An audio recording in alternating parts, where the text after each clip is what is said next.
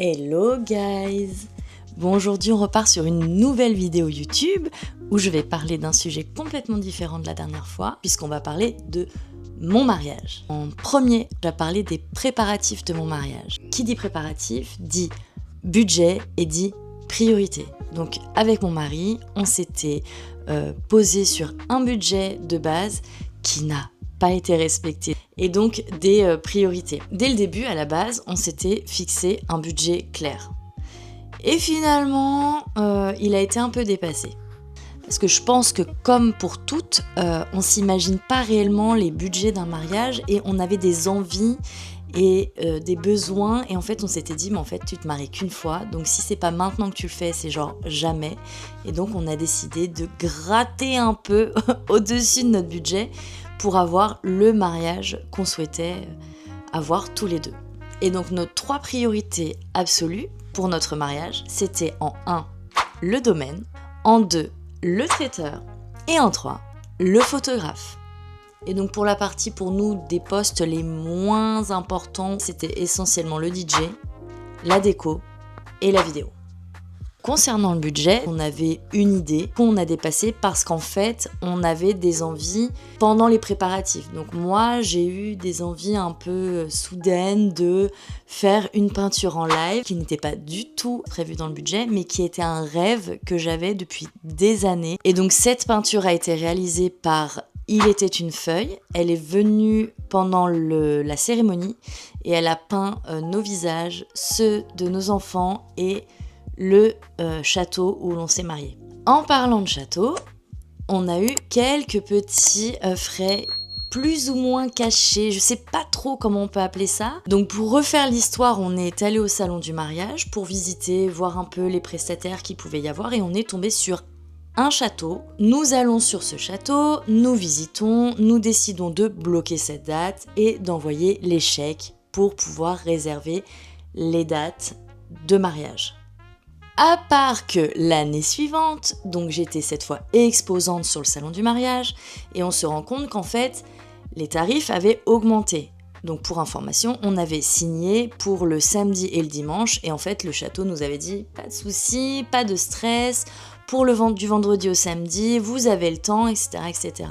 On arrive à 6 mois du mariage, j'envoie un message au château en lui disant écoute, j'ai vu que les tarifs avaient augmenté, on est d'accord que pour nous, l'augmentation du vendredi au samedi ne nous impacte pas. La réponse a été si. Donc pour le coup, je l'ai un peu mauvaise, je décide de voir avec lui s'il n'y a pas moyen de s'arranger, sachant qu'on avait déjà signé le contrat, aucun moyen de s'arranger, et que pour le coup, j'ai pas trouvé ça hyper honnête.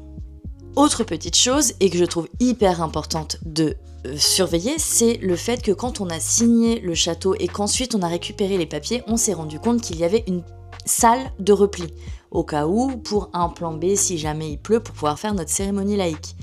Attention, pour certains châteaux, ce genre de salle est en supplément. Et ça, c'est hyper important de le dire.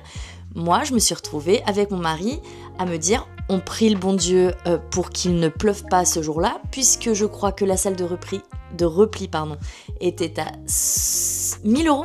Je crois que c'est ça, 900 ou 1000 € supplémentaires. On n'avait pas très envie de se retrouver dans cette situation-là. Donc du coup, le point important, c'est surtout, posez bien toutes les bonnes questions et toutes les questions qui vous passent par la tête. Il n'y a pas de questions bêtes et je trouve que c'est hyper important, surtout quand on parle d'un budget pour un mariage. Point numéro 2, parlons organisation et wedding planner. Il faut savoir qu'au départ, j'ai décidé de gérer mon mariage seule. Mon mari, pour lui, il était hors de question de laisser notre mariage dans les mains de quelqu'un qu'on ne connaît pas. Et donc la réponse de mon mari, ça a été « Ok, moi je veux bien qu'on gère notre mariage à la seule condition que ce soit tel wedding planner ». Donc pour le coup, cette wedding planner-là, donc c'est Dolce Événements, qui est quelqu'un avec qui je travaille dans le professionnel, qui est finalement une amie, à qui je me vois mal dire « Écoute, est-ce que tu souhaites gérer mon mariage ?» dans le sens où ça reste mon ami et qu'on comptait l'inviter à notre mariage. Finalement, j'en parle avec Aurélie. Moi, j'avais déjà géré mon mariage. On était à 4 ou 5 mois du mariage, je crois, 5 mois du mariage. Et donc, je lui écris pour lui demander si ça l'intéresse de bien vouloir gérer le reste, en fait, la fin de mon mariage, parce qu'en plus j'en pouvais plus avec mon entreprise. Je me retrouvais à devoir faire la réception de robes aux clientes et je m'étais complètement oubliée à ce niveau-là. Et donc elle accepte avec grand plaisir de gérer notre mariage. Il faut savoir que Aurélie, avant mon mariage, avait relancé tous les prestataires en disant « Eh oh, je suis là, je vais gérer le planning, je vais gérer tout ce qui est les arrivées, les départs, les acomptes aussi. » Et donc elle a géré toute cette partie 3 mois avant le mariage, ce qui m'a permis clairement de prendre mon sac et de larguer mon sac, parce que je n'en pouvais plus. De me dire que j'avais l'entreprise à gérer, mes enfants à gérer, les invités à gérer, le mariage à gérer, la décoration à gérer, enfin bref, tout à gérer, je n'en pouvais plus. Là, je n'en peux plus, je suis en bout du rouleau, j'ai envie de rentrer, me foutre mes servantes et terminer bonsoir. Aurélie nous a permis d'être déjà de 1, beaucoup plus serein, de 2, de gérer la partie prestataire, et elle a aussi géré donc tout ce qui était anticipation des erreurs, ou gestion des surprises de nos invités. Pour le coup, une wedding planner, c'est un coût, je l'entends, mais à côté de ça, ça nous a permis d'économiser et d'être beaucoup plus serein le jour J. Quand je vous dis économiser, c'est parce qu'en fait, à côté de ça, elle avait quelques connaissances qui nous ont permis d'avoir des prix un peu plus attractifs et surtout de ne pas finir par démonter le budget qui avait déjà été largement démonté. Le seul regret que j'ai concernant la wedding planner, et je le dis haut et fort, c'est de ne pas l'avoir prise avant. Parce que si je l'avais prise pour toute la gestion du mariage, ça m'aurait permis de lui donner 1, mon budget, qui n'aurait potentiellement pas été dépassé, 2, mes envies, 3, mes besoins, et de ne pas avoir tout à faire à ma charge mentale. Parce que clairement, ma charge mentale a été mise à l'épreuve. Et il faut savoir qu'en fait, un mariage, c'est une organisation de dingue. En 2, donc on va parler de la gestion des invités. Donc mon mari et moi, on avait fait le choix pour nos invitations de mariage de faire des invitations en tout numérique. Donc comme mon mari et moi, on est formés un peu dans le domaine de la gestion des sites internet, on avait décidé de faire nos faire-part en site internet, ce qui nous avait permis de faire exactement ce qu'on voulait et de pouvoir y intégrer dans notre site des demandes spécifiques qu'on a fait à nos invités. On avait quand même mis le lien de notre faire-part de mariage qu'on avait quand même envoyé à nos familles, donc à mon frère et aux parents et frères et sœurs, grand-père, grand-mère, je ne sais plus. Non, moi je crois qu'il faut que vous arrêtiez d'essayer de dire des trucs. Et donc ils avaient l'impossibilité de les imprimer en PDF en accédant sur le site internet s'ils le souhaitaient. Donc on avait prévenu les invités par message, sachant qu'ils savaient déjà qu'on allait se marier, mais on les a quand même prévenus par message en mettant le lien du site internet. Sur ce site internet, on avait un formulaire en ligne qui demandait aux gens, par exemple, est-ce qu'ils venaient seuls, 2, 3, est-ce que les enfants venaient, est-ce qu'il y avait des allergies ou des restrictions alimentaires, est-ce qu'il y avait besoin d'une babysitting aussi pour le jour du mariage, parce qu'on a géré notre mariage avec des babysitters pour pas que les parents aient à gérer les enfants. On a posé des questions aussi concernant, l'alcool. Quoi ? Qu'est-ce que tu viens de dire ? L'alcool aussi, parce que... Quoi, c'est pas cool ? y a des gens qui ne boivent pas d'alcool. L'alcool, c'est pas cool. Donc concernant la gestion des invités, il faut savoir qu'il faut toujours prévoir des désistements. Et potentiellement des désistements de dernière minute. Moi, lors de mon mariage, je me suis retrouvée avec un désistement à cause des votes. Donc il y avait des obligations politiques. J'avais des amis qui étaient réquisitionnés dans les mairies pour faire le dépouillement. J'étais contente. Donc qui n'ont pas pu venir à notre mariage. Et on avait d'autres amis qui, pour des raisons personnelles, à 2 heures de la cérémonie laïque, ont envoyé un message pour nous dire qu'ils ne viendraient pas à notre mariage. Donc vraiment, il faut se dire que des désistements, tu peux en avoir du tout début à la toute fin, c'est-à-dire au tout dernier moment avant ton mariage. Sur cette partie-là, la wedding planner, donc Aurélie, a été d'une aide incroyable parce qu'on avait déjà placé les tables et on avait mis des tables de 9. et que ce jour-là où nos amis de dernière minute nous ont annoncé qu'ils ne venaient plus, on avait donc sur une table de 9, finalement ils étaient 8. Et moins 2, ça fait 6. Donc 6 sur une table de 9, ça aurait fait clairement ridicule.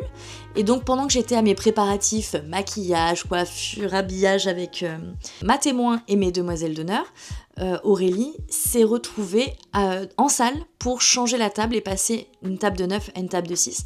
Ouais, c'est bien, c'est bien, c'est bien. Super. Ça.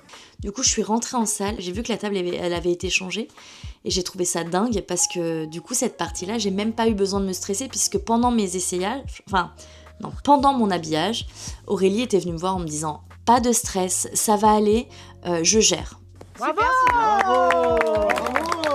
Je savais au moment même où elle me disait ça qu'elle gérerait cette partie en fait, qui était un énorme stress pour moi. Un autre sujet, c'est le choix des prestataires. Donc on avait un critère principal, mon mari et moi, c'était la relation humaine.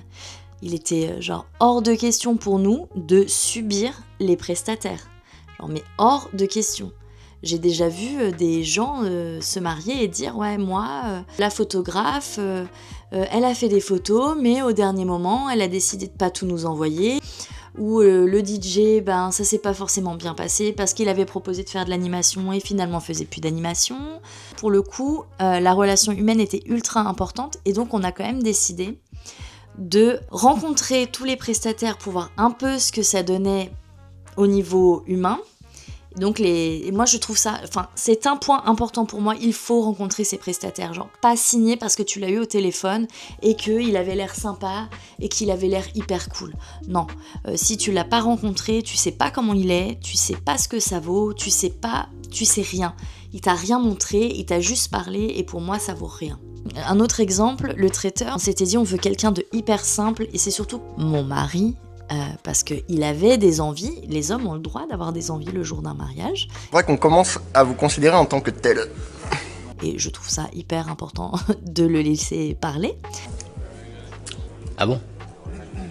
Et donc mon mari avait très envie de manger ce jour-là un cochon de lait à la broche. Donc à savoir que tout le monde ne fait pas ce genre de prestation et que le cochon de lait à la broche, déjà ça te permet de restreindre déjà de 1 les lieux de mariage, parce qu'il y a des domaines qui t'imposent le traiteur, de retrier encore une fois, parce que pour le coup, tous les traiteurs ne font pas de cochon de lait à la broche, et on avait souhaité aussi avoir du local.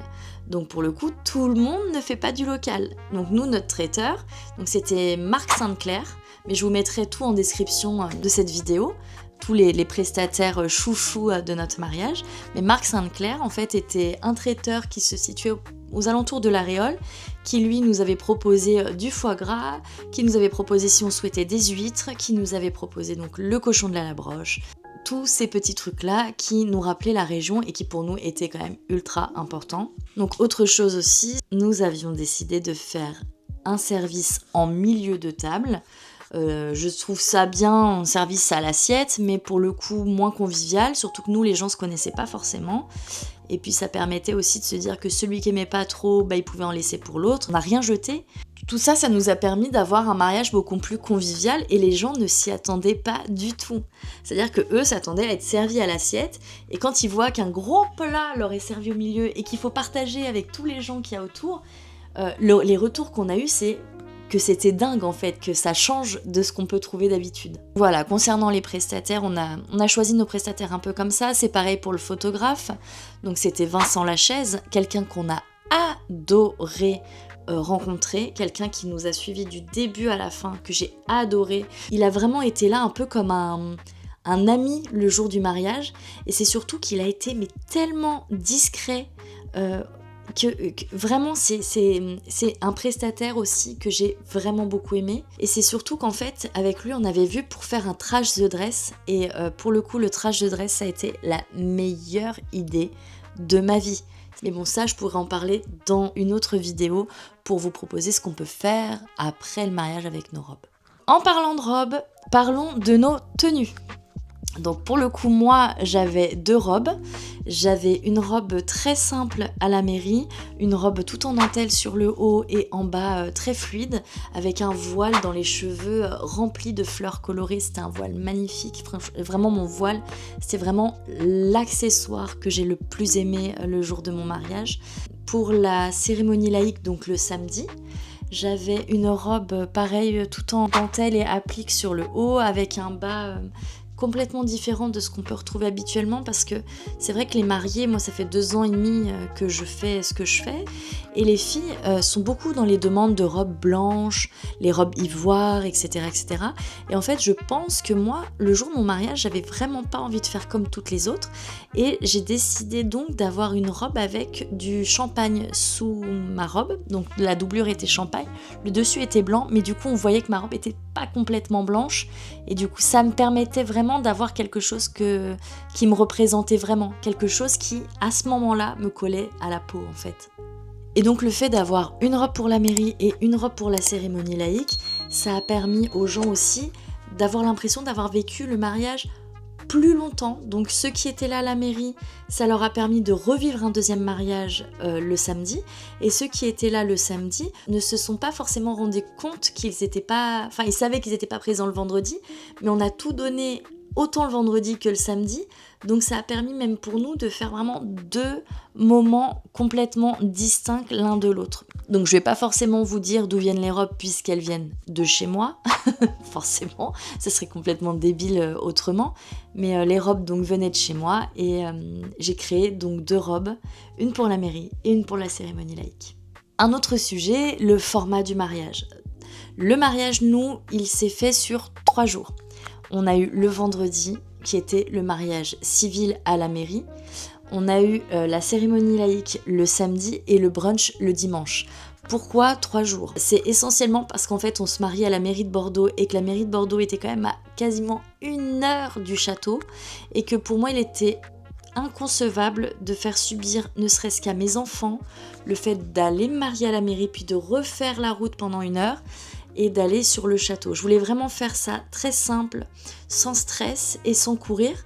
Donc on a fait le vendredi à la mairie, puis on a fait les préparatifs de la salle le vendredi après-midi, pour se retrouver finalement tous ensemble le samedi pour faire la cérémonie laïque, sachant qu'on avait déjà des amis qui étaient là dès le soir d'avant, mais qui du coup nous ont aidés à faire le reste des préparatifs, qui ont profité du soleil, parce qu'on avait quand même un peu de soleil, et surtout on avait les parents avec les enfants qui avaient tout le temps de gérer leurs enfants comme ils le souhaitaient, les siestes, les choses comme ça, et donc voilà, c'est comme ça qu'on a géré le truc.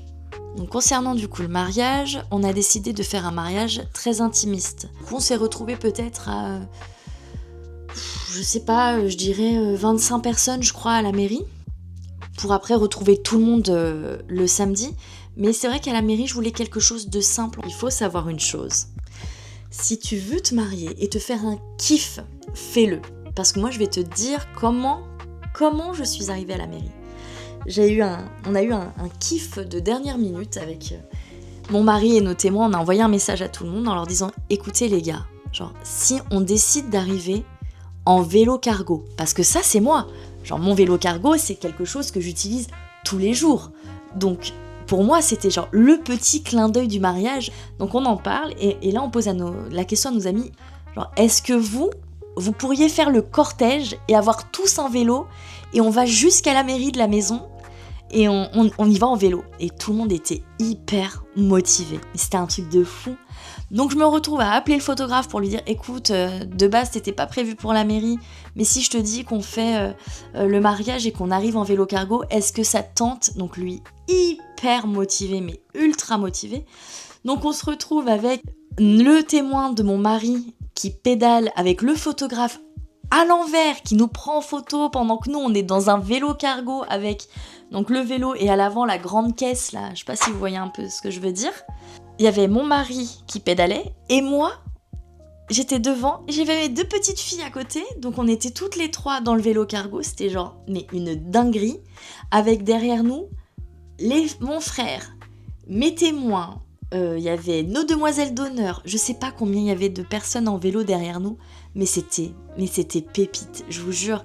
On se retrouvait dans la rue avec les gens qui nous klaxonnaient, des gens qui nous faisaient coucou. Donc vraiment, si j'ai vraiment un conseil à te donner, c'est si le jour de ton mariage, tu veux te faire un kiff sans aucun jugement, mais fais-le.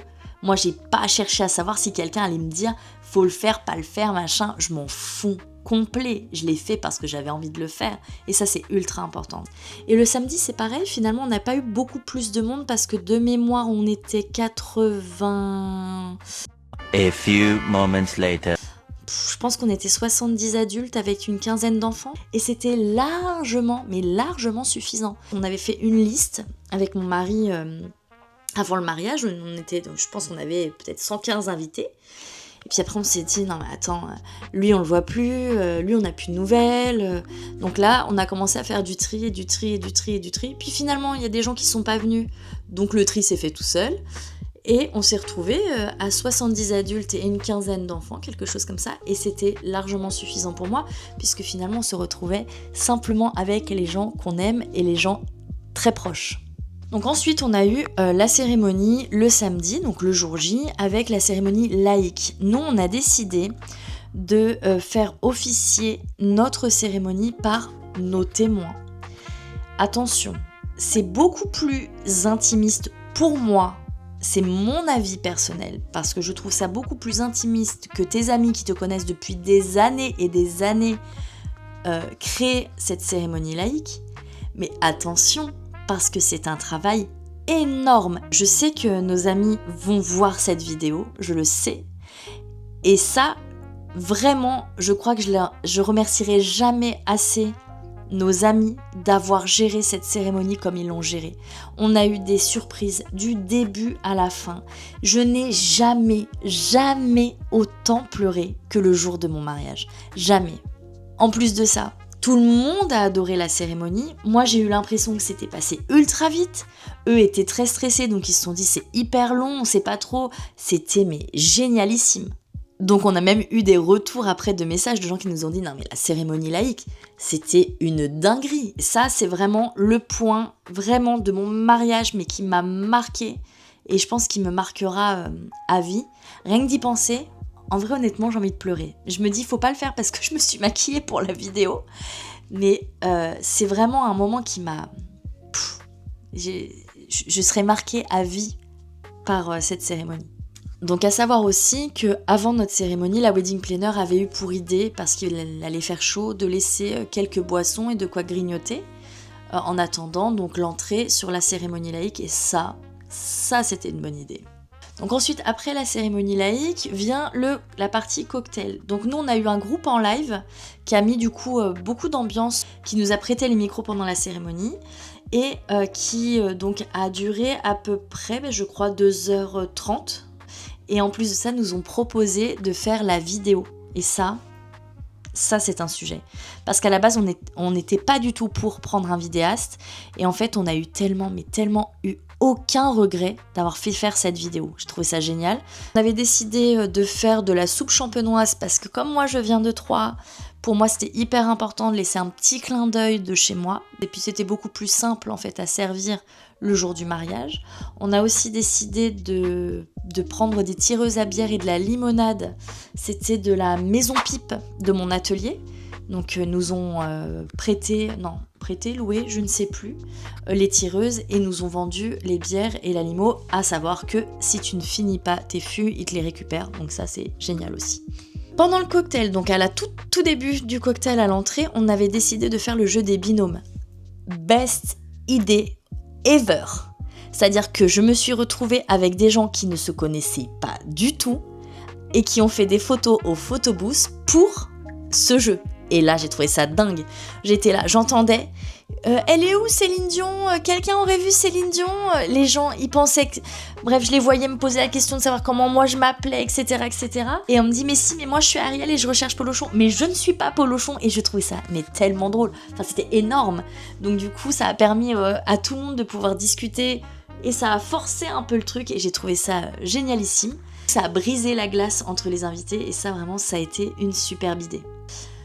Autre petit point important au cocktail, nos témoins ils étaient missionnés pour veiller à ce qu'on mange. Parce que, pour information, tu es tellement pris que manger n'est plus ta priorité. Si personne ne te ramène une pièce cocktail ou ne te ramène un verre, tu ne manges pas et tu ne bois pas. Alors que c'est quand même le jour de ton mariage. Enfin, il n'y a rien de plus important que manger et boire le jour de ton mariage. Mais comme tu parles avec tout le monde, et que tu parles avec machin, et mamie Janine, et tata machin, et la cousine, et truc, et en fin de compte, le temps il est passé, toi t'as rien graillé. Autre point important qu'on avait décidé de mettre en place au cocktail avec mon mari, on s'était dit, pendant le cocktail, si c'est pas moi c'est toi, mais l'un de nous deux on vient se chercher, on se pose dans un coin de la zone du cocktail et on regarde ce qui se passe. Donc mon mari est venu me chercher, on s'est posé au bord de la piscine et là on a regardé. Mais en fait, ça nous a permis d'avoir au moins un souvenir et un temps de pause le jour du mariage parce qu'en fait ça passe tellement vite. Donc concernant maintenant les photos. Donc nous on avait décidé de faire nos photos de couple juste après le cocktail pendant que les gens entraient en salle. Donc ça nous a permis d'avoir une vingtaine de minutes pour nous, une vingtaine de minutes, une demi-heure à peu près. Et concernant les photos de groupe, on les avait fait juste à la sortie de la cérémonie laïque et on avait fait une genre de liste où on avait dit la famille du marié, la famille de la mariée. On n'a pas fait la maman, le papa, les frères, les sœurs, tout le monde ensemble. Comme ça on avait des groupes. Tout le monde avait sa photo et puis c'était plus efficace et au moins les gens n'étaient pas là ah mais oui mais j'attends pour les photos machin et les photos ça va durer 2 heures. Non, nous c'était pas notre objectif que ça dure 2 heures. On a eu toutes les photos qu'on voulait et ensuite on a fait des photos pendant la soirée. Mais là au moins on avait les groupes principaux à la sortie de la cérémonie laïque. Du coup pour ces photos là, on était posé avec mon mari devant l'arche et c'est les gens qui venaient à nous. Et ils venaient, ils partaient, ça allait beaucoup plus vite. Et après on a fait donc des photos spontanées, des photos officielles avec mon mari et c'était beaucoup plus cool. Donc on a fait pour nous des photos en coucher de soleil juste après le cocktail. C'était parfait pour souffler, ça nous a permis de nous reconnecter et ça a permis de faire une transition entre le cocktail et le repas. Concernant le plan de table pour le repas, on avait décidé de ne pas mettre les gens ensemble qui se connaissaient. On avait décidé de faire par affinité les familles, connaissances, on a tout mélangé et on l'a fait par centre d'intérêt. Les gens qui aimaient le même sport, les gens qui avaient le même métier, les gens qui avaient des enfants, etc. etc. Vraiment fait en sorte de créer des genres de groupes et ça a permis d'avoir une ambiance plus fluide et beaucoup plus conviviale et ça nous a permis aussi de se dire que si les gens s'aimaient pas, au moins on les avait pas mis ensemble. Donc sur la table d'honneur, on avait chacun notre témoin, on avait nos amis les plus anciens. J'ai pas pu mettre tout le monde sur ma table d'honneur parce que j'avais pas assez de place et donc j'ai décidé de privilégier en fait les amis que je n'avais pas vus depuis longtemps, notamment une de mes meilleures amies qui est en Martinique et qui était venue à mon mariage que j'avais pas vue depuis 2 ans. Et donc ça m'a permis de l'avoir vraiment tout près de moi et vraiment d'avoir ce truc-là des gens qu'on n'avait pas vus depuis longtemps. Et donc pendant la soirée, on a le DJ qui avait préparé avec nos témoins qui avaient préparé des jeux, donc il y a eu des jeux, c'est un peu une ambiance un peu personnalisée et ça j'ai trouvé quand même ça méga cool. Maintenant parlons du sujet du dimanche, donc ça c'était le brunch. Le brunch il nous a surtout permis de prolonger le mariage. Donc d'avoir cette continuité, puis ce truc un peu plus doux où les gens pouvaient repartir quand ils voulaient. Ça nous a permis, nous, de revoir aussi les gens qu'on n'avait pas forcément vus et de pouvoir leur dire au revoir tranquillement pour qu'ils puissent repartir dans leurs régions respectives parce que, je rappelle, aucun de nos amis, familles n'habite par ici. J'ai quelques amis qui venaient d'ici, mais c'est vraiment très très peu. Et donc on a pu clôturer en douceur notre week-end en amoureux. Je vais terminer avec un point important, donc c'est les conseils pratiques pour les futurs mariés. Missionner des proches, témoins, peu importe, pour veiller à ce que les mariés mangent et boivent. Ça, c'est hyper important pour moi. Prévoir un moment isolé à 2 pour souffler et pour pouvoir parler de ce qu'on voit autour, etc. et pouvoir échanger lors du mariage. Le point numéro 3, je parlerai du coup du plan de table, viser plutôt l'ambiance générale et pas forcément la perfection, ça c'est hyper important.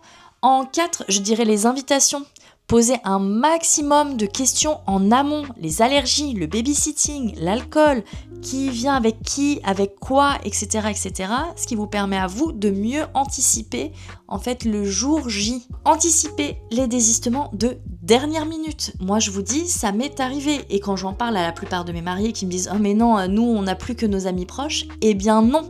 pour la plupart, on a tous des désistements de dernière minute. Et c'est pas un fake, c'est pour de vrai ce que je vous dis. C'est réel. Ensuite, j'aurais parlé de privilégier l'humain dans le choix des prestataires.